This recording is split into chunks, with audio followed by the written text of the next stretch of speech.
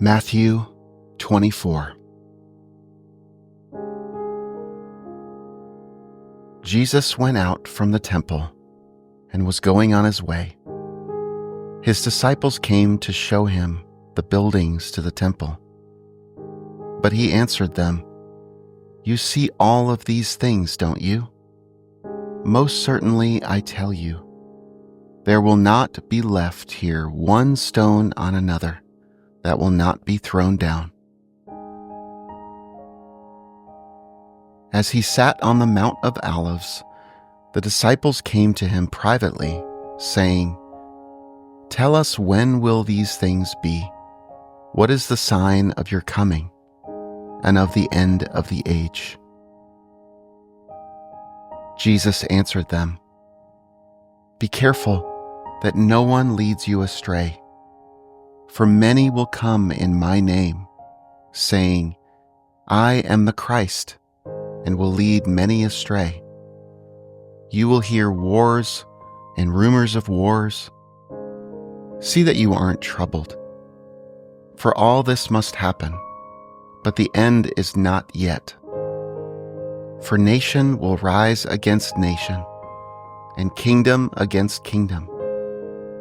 And there will be famines, plagues, and earthquakes in various places. But all these things are the beginning of birth pains. Then they will deliver you up to oppression and will kill you. You will be hated by all of the nations for my name's sake. Then many will stumble and will deliver up one another and will hate one another. Many false prophets will arise and will lead many astray. Because iniquity will be multiplied, the love of many will grow cold. But he who endures to the end will be saved. This good news of the kingdom will be preached in the whole world for a testimony to all the nations, and then the end will come. When therefore you see the abomination of desolation, which was spoken of through Daniel the prophet, standing in the holy place, let the reader understand. Then let those who are in Judea flee to the mountains. Let him who is on the housetop not go down to take out the things that are in his house. Let him who is in the field not return back to get his clothes. But woe to those who are with child and to nursing mothers in those days. Pray that your flight will not be in the winter, nor on a Sabbath. For then there will be great suffering, such as has not been from the beginning of the world until now, no, nor ever will be. Unless those days had been shortened, no flesh would have been saved. But for the sake of the chosen ones, those days will be shortened. Then if any man tells you, 'Behold, here is the Christ,' or 'There,' don't believe it. For there will arise false Christs and false prophets, and they will show great signs and wonders, so as to lead astray, if possible, even the chosen ones. Behold, I have told you beforehand. If therefore they tell you, 'Behold, he is in the wilderness,' don't go out. Or 'Behold, he is in the inner rooms,' don't believe it. For as the lightning flashes from the east and is seen even to the west, so will the coming of the Son of Man be. For wherever the carcass is, that is where the vultures gather together.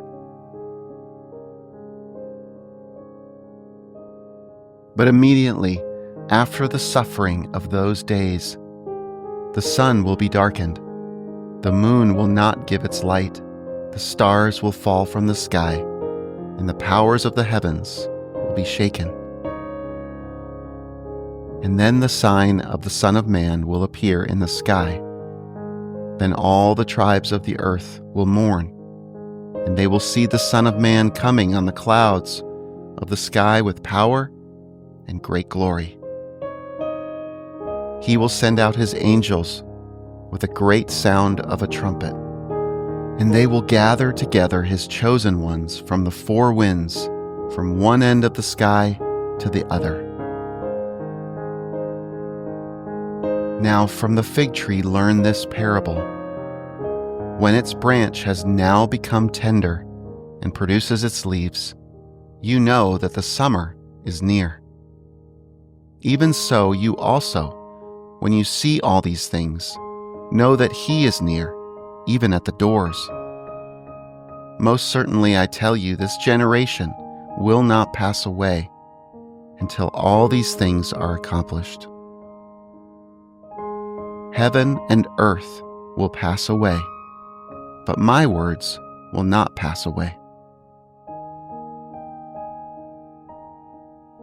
But no one knows of that day and hour, not even the angels of heaven, but my Father only.